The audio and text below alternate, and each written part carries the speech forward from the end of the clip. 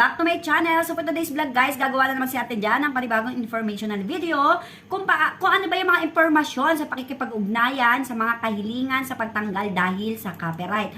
Or in English, contact information in copyright takedown request.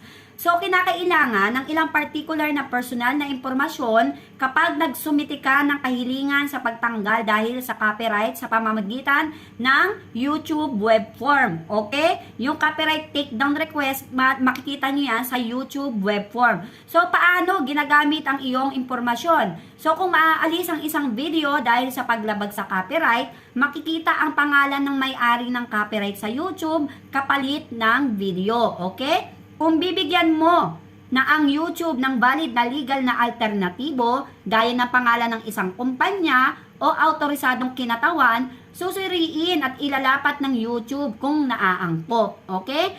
Magiging bahagi ng pampublikong record ng iyong kahilingan ang ilalagay mong pangalan ng may-ari ng copyright. Okay, guys? Kinakailangan ng iyong buong legal na pangalan para makagawa ng kahilingan sa pagtanggal. Posibleng ibahagi ito sa uploader ng video na inalis dahil sa paglabag sa copyright. So, posibleng ibahagi ang pangunahing email address mula sa iyong kahilingan sa pagtanggal sa uploader ng video na inalis dahil sa paglabag sa copyright. So, posibleng makipag-ugnayan sa iyo ang uploader para lutasin ang kanyang paglabag sa copyright.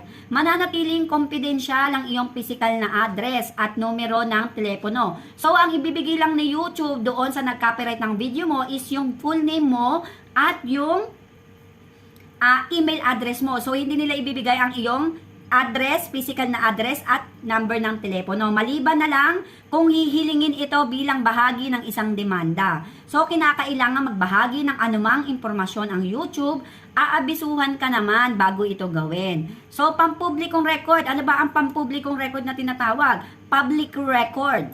So, pwedeng humiling ng kopya ng iyong kahilingan sa pagtanggal ang uploader ng lumalabag na video. So, kabilang sa impormasyong ipinapakita sa pampublikong record na ito ang pangalan ng may-ari ng copyright, pangunahing email address, pangalawang email address, so, yung iyong buong legal na pangalan, iyong paglalarawan ng sinasabing lumalabag na akda, iyong mga sagot sa mga kahilingan ng YouTube para sa higit pang impormasyon. So, hihingi ng higit pang impormasyon ng YouTube kung hindi kompleto o mukhang valid ang una mong kahilingan sa pagtanggal. So, pwede pala mag-request ang uploader ng mga ganyang impormasyon, okay? Mga alalahanin tungkol sa pagbabahagi ng impormasyon sa pakikipag-ugnayan. Ito, pakikipag-ugnayan. Concerns about sharing contact information. Kung nag-aalala kang may nanliligalig sa iyo sa YouTube, mainam na matuto pa tungkol sa pag-uulat ng panliligalig or cyberbullying or in English, harassment. Yung panliligalig, harassment and cyberbullying sa halip na paglabag sa copyright.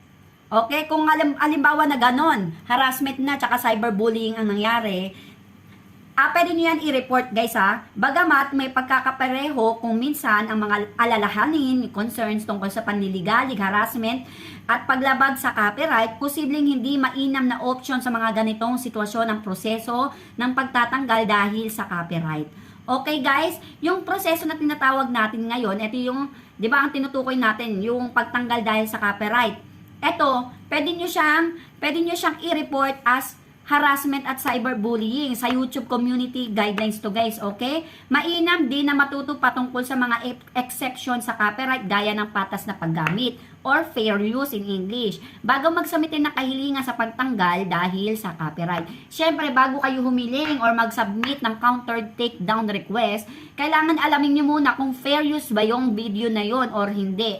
Okay, kasi napaka-importante ng form na to. Hindi to basta-basta form na makapag-submit ka lang ng copyright sa ibang creator. Okay? Tandaang pwede ring legal na kinatawan ang magpadala ng mga kahilingan sa pagtanggal dahil sa copyright. Kung isa kang legal na kinatawan, ano ba yon in English? Yung legal na kinatawan. Ito yung legal representative na tinatawag in English.